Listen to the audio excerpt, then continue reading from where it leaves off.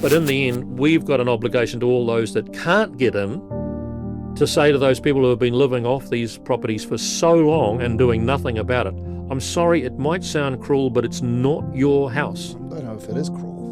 It's not your house, but we will move you into something that will be appropriate. It'll be clean, it'll be nice. Some of the new units they're building, because when you build them as multitudes of units that are all the same, you can build them very cheaply.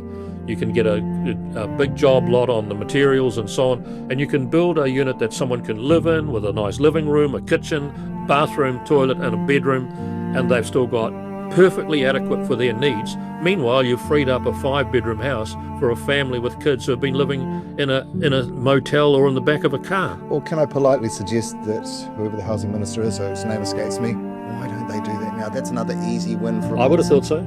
It's one of the easiest wins out. Yep, I would have thought so too. Well, in fact, Chris Bishop is doing it. He's the minister, and he's saying we are now moving people out.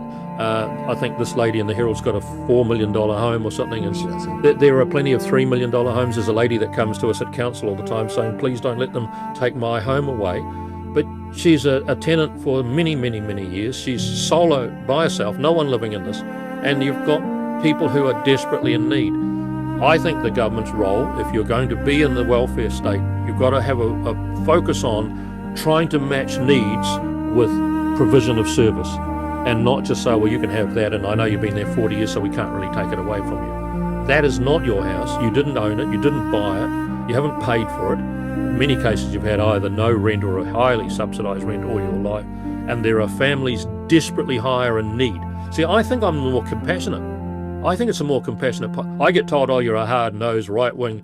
I'm sorry, I'm trying to think of those poor bloody families desperate for something and can't get it, while these are people sitting on a 5-bedroom house by themselves.